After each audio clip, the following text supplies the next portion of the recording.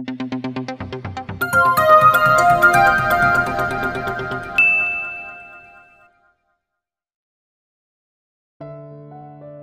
ni Letty masundan ang pinag-uusapan ng mga ito, pero isa lang ang sigurado niya.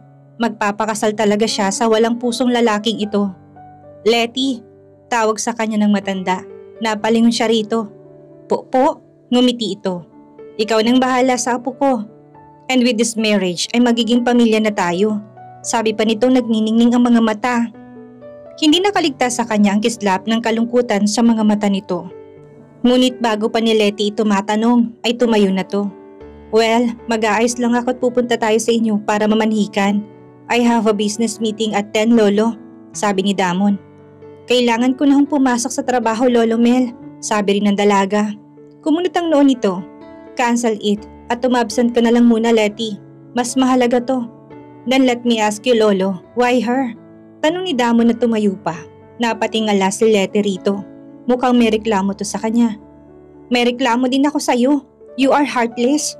Napatayo rin tuloy siya, tinitigan ito ng masama. Pero hindi siya nito nilingon. Because she's a good woman. Kung siyang mapapangasawa mo'y mapapanatag ako magiging maayos ang buhay mo apo. Sagot ni Lolo Mel, napalingon siya rito. Nakangiti ito habang nakatingin sa kanya bago lumabas na ng silid. Naiwan silang dalawa na nakatayo lang doon at nakatingin sa pintong nilabasan ng matanda. I could not believe this. Usal ni Damon at muling napaupo sa sofa. Nagpanting ang tenga ni Letty sa sinabi nito at nasundan nito ng tingin. I am so disappointed. Ang akala ko pa naman, kaya matindi ang pagnanais ni Lola na magpakasal ako sa babaeng napili niya ay dahil may natatanging katangian ng babaeng yun. Masyadong mataas ang expectations ko. Naikuyom ng dalagang mga palad sa sinabi nito. Well, sorry for being normal. Hindi ka rin naman pumasa sa expectations ko. Akala ko dahil apo ka ni Lolo ay mabait ka rin na gaya niya. Hindi pala. Asik rin ni Letty dito. Tinangala niya si Damon at tumismid. Sa ating dalawa kahit saan mo tignan ako ang lugi at hindi ikaw. Sarkastikong sabi pa ni Damon. Eh di wag mo kong pakasalan. Asar nang sabi ni Letty rito. Hindi nito inalis ang tingin sa kanya at sumandal. Kung kasama yan sa pagpipilian ko'y kanina ko pa sana sinabi kay Lolo yan. Unfortunately, hindi ako magbaback out. I have a lot to gain in this marriage. At sigurado akong ikaw rin. Hindi si Letty nakasagot dahil tama to.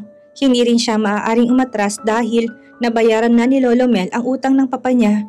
Napabuga na lang siya ng hangin at pabagsak na umupo sa kanina inuupuan ni Lolo Mel. Namayani ang katahimikan sa pagitan nilang dalawa. Maya-maya pa ay muling pumasok. Sa silid ng matanda tinawag na sila. Pupunta na sila sa bahay niya para raw mamanhikan. Napahinga si Letty ng malalim, wala na talagang atrasan to. Katulad na napag-usapan nila Letty, Damon at Lolo Mel, ay isang simpleng civil wedding lamang ang naging kasal ng dalawa. Iyon ay matapos mamanhikan ni Damon at ng lolo nito sa mga magulang niya. Mabilis lamang na nangyari ang pamamanhikan dahil halos si Lolo Mel lang naman ang nagsalita. Saglit lang din si Letty na ibinili ng mga magulang niya kay Damon na puro tangulang namang ang sinagot. Bago ang araw ng kasal ay masinsinan si Letty na kinausap ng mama niya kung kakayanin ba daw ba niyang makisama sa isang strangyero. She assured her mother that she will be fine. Ayaw niya mag-alala pa ito sa kanya. Sa araw ng kasal ay 5 lamang silang dumalo. Ang seremonya ay simple lamang din. Tahimik lamang sila ni Damon habang nasa harap ng huwes. Hindi nga siya nito sinusulyapan man lang. At nang magsabi ang huwes ng "You may kiss the bride" ay siya lang yatang nabahala doon. Katunayan ay walang salitang iniharap siya ni Damon dito at mabilis na ginawaran ng halik ang mga labi niya. Pagkatapos ay baliwalang muling humarap sa huwes habang siya'y tila na estatwa. Kung hindi pa tumikim ang huwes ay baka hindi siya nabalik sa wisyo. Paano naman kasi yun ang first kiss niya? Pero ang lalaking nakakuha ng unang halik niya ay wala malang kaimo-emosyon. Sa huli bumuntong hininga na lamang siya. Wala naman siyang magagawa dahil hindi naman pag-ibig ang dahilan ng pagpapakasal niya. Nang may isip iyon ay nakaramdam na naman si Letty ng lungkot. Hindi yun ang pinangarap niyang pagpapakasal. Gusto niya sanang kahit simpleng tao lamang ang mapapangasawa niya ay ayos lang basta mahal nilang isa't isa. Pero si Damon ay hindi simpleng tao lang at hindi siya nito mahal. Kailangan ba talagang nating gawin ito? Kabadong tanong ni Letty kay Damon. Bumaling ito sa kanya at matiim siyang tinitigan. habang niluluwagan ng kurbata nito. Nanlalambot ang mga tuhod niya sa nerbiyos at nangihinang napaupo sa gilid ng kama. We have no choice. Sinasabi ko na nga ba't planado ni Lolo ang lahat. Kaya pala may nakahanda na kagad siyang bahay para sa atin at nag-hire na rin siya ng kasambahay.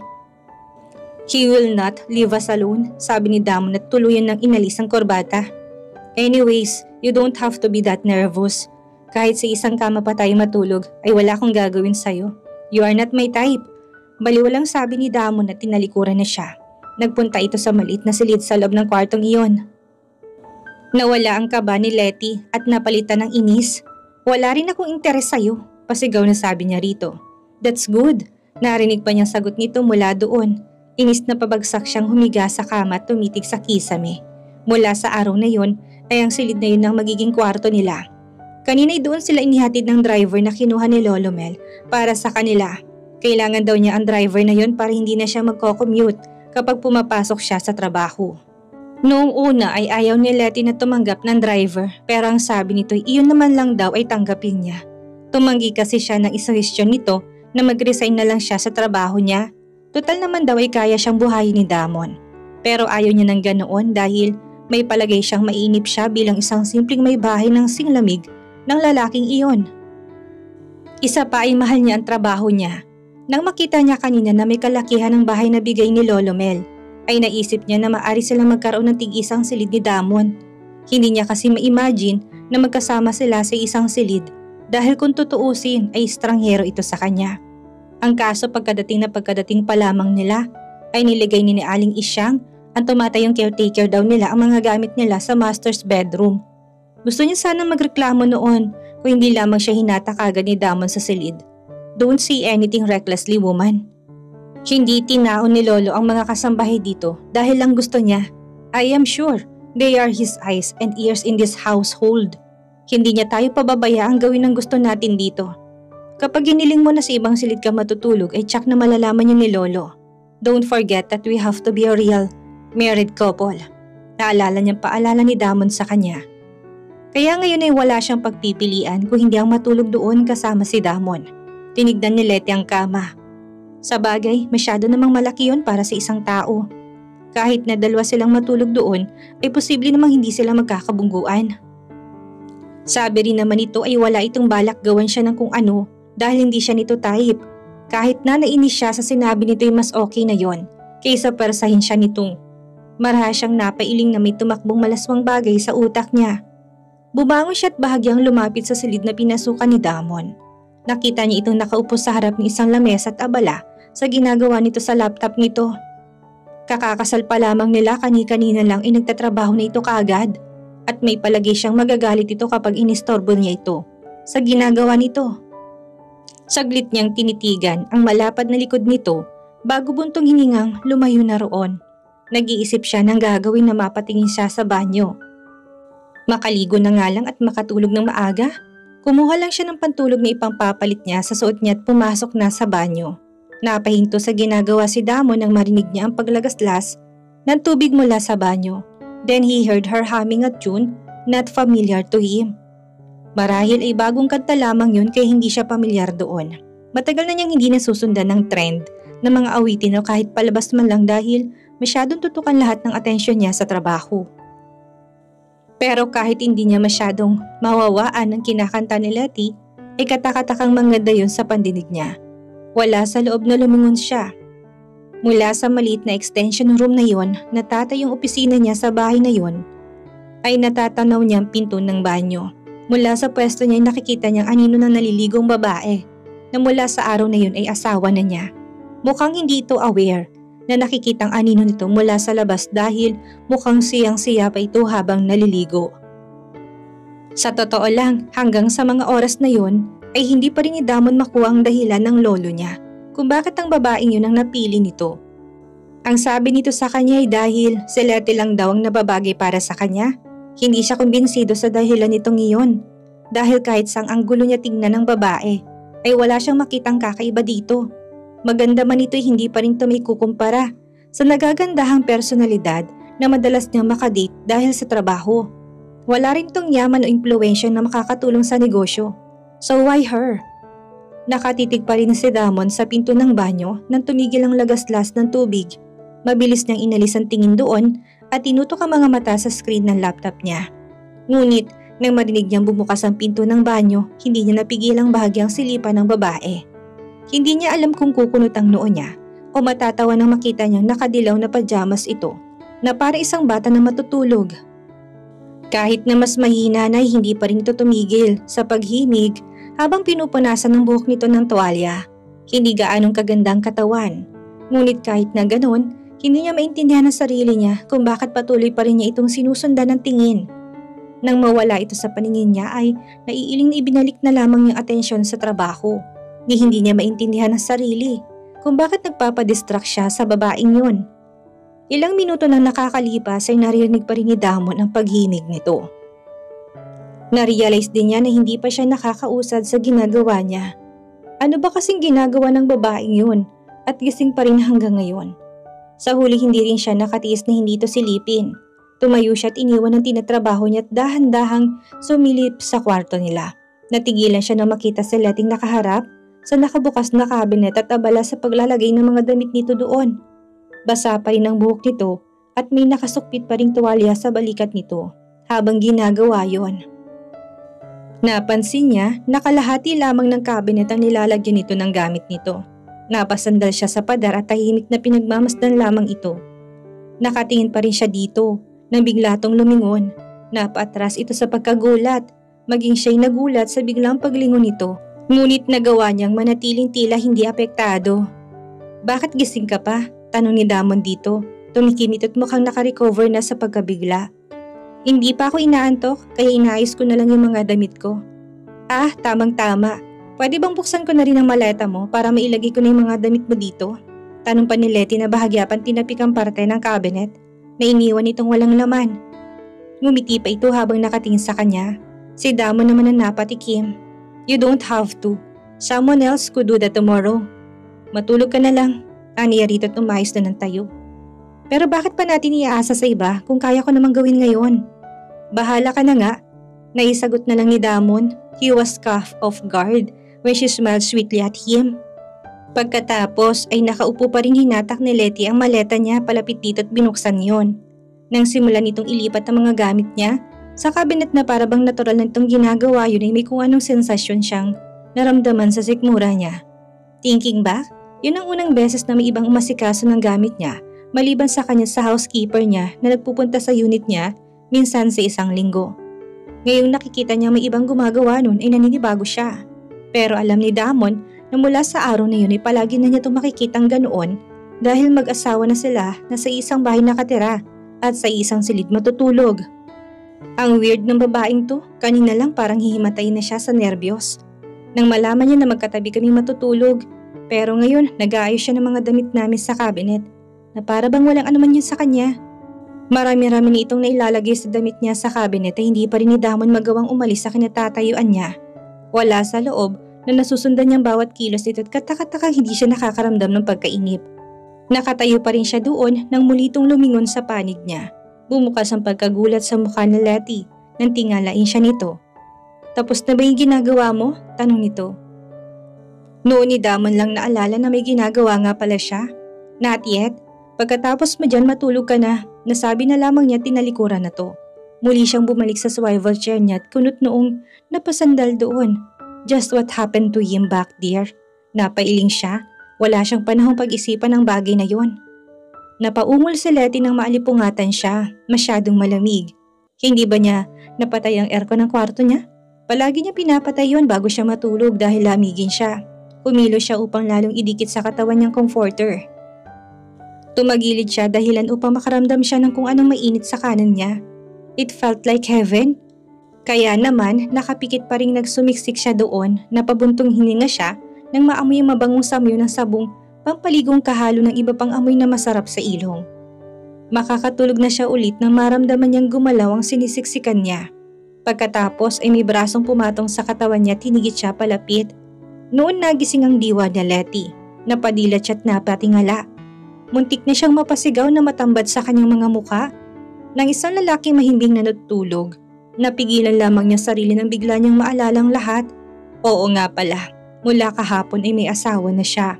Patunay nun si Damon na mukhang malalim pantulog sa tabi niya at nakayakap pa sa kanya. Weird, pero himbis na mailang siya ay masarap pa sa pakiramdam niya na nakakulong siya sa mga bisig nito at nakasiksik siya sa katawan nito. Hindi nga ba't kanina lamang ay muntik na siyang makatulog na muli dahil sa init na nagmumula rito at sa amoy nito. Hindi niya napigilang mapatitig sa natutulog na mukha nito. Kahit may bahagyang bahid ng linyang bandang noo at gilid ng mga mata nito at may bakas na ng stubble sa pisngit baba nito, ay gwapo pa rin to sa paningin niya.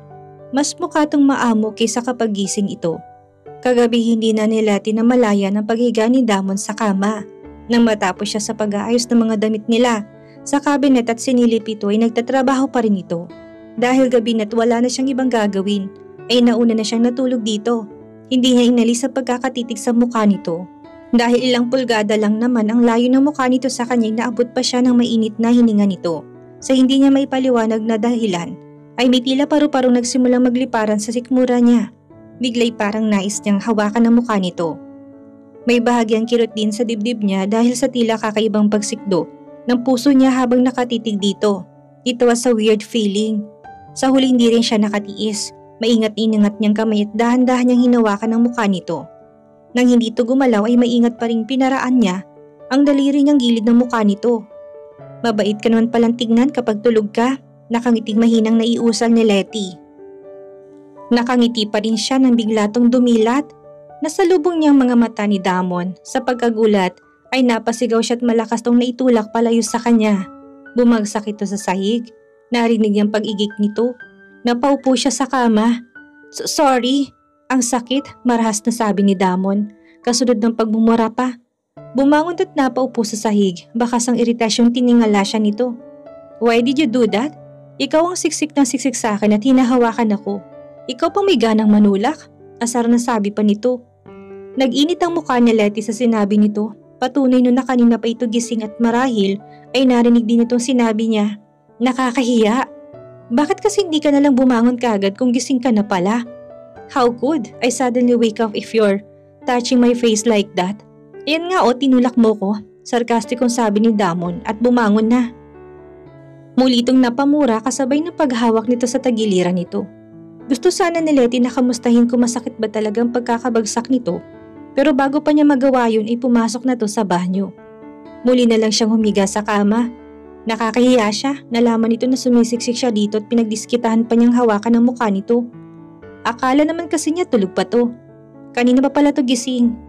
Napahawak siya sa pisngi niya, nagiinit pa rin. Masyado siyang nawiling nakakulong sa bisig nito at hindi niya namalayang gising na pala to.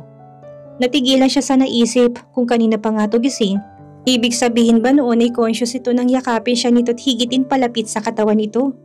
Napabangon siya at napatingin sa panig ng banyo. Gising nga ba ito nang niyakap siya nito? Marahas siyang napailing. Hindi maganda kung magiging asyumere siya. Hindi nga ba't malinaw nitong sinabi sa kanya kagabi na wala itong gagawin sa kanya dahil hindi naman siya nito type. Baka tulog pa ito nang gawin niyon at nagising na lang pagkatapos. At dahil ayaw nitong isipin niya nagising na ito kaya hindi na ito inabalang alisin ang braso sa katawan niya. Yun lang ang mas matinong eksplanasyon doon. Napabuntong hininga na lang siya at napatingin na lang sa orasan na nasa side table. 6:00 na pala ng umaga. Kailangan na rin niyang kumilos dahil papasok pa siya. Bumangon na siya at kumilos upang kumuha ng isusuot. Habang ginagawa niya yun, hindi niya rin naiwasang mapatingin sa mga suit ni Damon na inihanger niya kagabi. Muli siyang napatingin sa panig ng banyo. Biglang may nabuong desisyon sa isip niya. Pagkatapos niyang pumili ng isusuot niya para sa araw na yun ay pumili rin siya ng suit na isusuot ni Damon. Inilatag niya yun sa kama. Pagkatapos ay pumili rin siya ng necktie na bagay sa suit na yun. Kakatapos lang niyang ilagay ang necktie sa gilid ng suit nang bumukas ang pinto ng banyo. Napapitlag siya at mabilis na napalingon dito. Pero lalong siyang nagulat nang makitang ibabang bahagi lang ng katawan nitong nakatapis ng tuwalya. Alam niya na magandang katawan ni Damon, kanina ngay random niyang matigas na dibdib nito. Pero makita yun na walang nakaharang, na kahit na anong kasuotan ay nagpatensyon sa kanya. Yun ang unang beses na nakakita siya ng hubad na lalaki. Napaatras pa siya ng isang hakbang nang bigla tong lumingon sa kanya. Kinunutan siya nito ng noo. Get used to it. Mula kahapon mag-asawa na tayo. Wala akong balak magbihis sa loob ng banyo. sabi nitong tila nabasang reaksyon niya. Napatikim si Letty at pinilit hamigin ang sarili. Alam ko, sabi nilang niya at nagmamadaling lumapit sa banyo. Isasara niya na yon nang bigla tong magsalita. Hey, what did you do? Tanong nito sa kanya. Nang sumilip siya'y nakita niya nakatingin to sa mga damit na nasa kama. Pagkatapos ay bumaling to sa kanya. Tumikim siya at pilit na ngumiti. Peace offering para sa pagtulak ko sa'yo. Aniya rito. Nang hindi to magsalita at nanatiling nakatitig sa kanya, muli siyang nagsalita. Kung hindi mo type ang napili ko, okay lang kung palitan mo. Matagal na hindi ni Damon inalis ang tingin sa kanya dahil kaya nakaramdam si Letty ng pagkailang. No, it's alright. Sa wakas ay sabi niya nito tumalikod na sa kanya. Nakahinga siya ng maluwag at napangiti nang makita niya tinignan nitong mga damit na pinili niya para dito. Pagkatapos ay tuluyan niyang sinarang pinto ng banyo. Noon lang ni Letty na-realize na mabilis na pumipintig ang puso niya. Kung dahil sa takot na magalit to sa kanya o dahil nakita niya, eto na ganun ang itsura ay ayaw na niyang isipin. Huminga siya ng malalim at mailis na naligo. Hoy Letty, bakit parang Biyernes Santo na naman ang itsura mo dyan? May problema ka na naman? Kaya ba hindi ka pumasok kahapon at noong isang araw? Pukaw ni Aya kay Letty na mapada nito sa cubicle niya. Nagangat si Letty ng tingin sa kaibigan niya. Bakas ang pag-aalala sa mukha nito. Ibinuka niyang bibig para sana sabihin ditong bagong problema na kinasaungan niya pero muli niyang naitikaw ang bibig niya. Paano ba niya sasabihin sa kaibigan niya na kasal na siya? Tsak nahihingan siya nito ng mahabang paliwanag na hindi pa niya kayang ibigay kaya mas pinili na lamang niyang ngumiti ng pilit. Wala naman, nagkasakit nga lang ako kaya hindi ako nakapasok, dahilan niya. Nakukonsensya siya nagsisinungaling siya dito. Pero hindi pa rin niya kasi kayang sabihin ang lahat dito. Ganun ba? Dapat yata nagpapahinga ka pa kahit isang araw pa para mas bumuting kalusugan mo. Teka, may ibibigay lang akong report kay Mrs. Ramos. Tapos sabihin na tayo mag-lunch ha? Nasa factory si Jana ngayon para mag-ocular inspection. Kaya hindi siya makakasabay sa atin, sabi nito. Tumango na lamang si Letty nang mawala na ito'y napatingin siya sa screen ng computer niya. Kanina pa niya tapos ang trabaho niya. Nagawa niya yun kahit papaulit-ulit na bumabalik sa isip niya mga nangyari sa kanya sa loob lang ng wala pang 3 araw. Lumilitaw din sa utak niya mukha ni Damon kada 30 minuto. Nang makalabas siya sa banyo kaninang umaga, ay wala na ito sa silid nila. Naisip niya na baka nasa kusina nito at umiinom ng kape habang nagbabasa ng diaryong gaya ng ginagawa ng papa niya nung may negosyo pa sila. Pero nang makapag-ayos na siya at bumaba sa kusina, hindi niya na ito naabutan. Ayon kay Aling Isyang, ay nauna na raw umalis si Damon matapos lamang uminom ng isang tasa ng kape. Kahit ayaw ni Letty ay nadismaya siya na hindi niya ito naabutan. Pero hindi na niya yan masyadong pinansin dahil natuon naman ang atensyon niya sa pakikipagtalo kay Manang Gio na inatasan ni Lolo Mel na maging driver niya. Ayaw kasi niyang magpahatid sa opisina dahil tsak na magtataka mga kaopisina niya kung sakaling may makakakita sa kanya. Sa huli hindi rin siya nanalo dahil nakonsensya siya na sabihin nitong aalisin daw ito sa trabaho ni Lolo Mel kapag hindi nito ginawang trabaho nito. Ang ginawa na lang niya ay nagpababa siya ilang block mula sa building nila at naglakad na lang siya. Mabuti na lang at mukhang wala namang nakakita sa kanyang umibis sa sakyan. Hindi nagtagal ay namataan na niya si Aya na papalapit sa kanya. Ngumiti ito. Tara na, gutom na talaga ako, sabi pa nito. Napangiti na rin siya at tumayo na. Dumadaldal pa ito habang naglalakad sila sa lobby patungo sa cafeteria sa isang panig ng ground floor.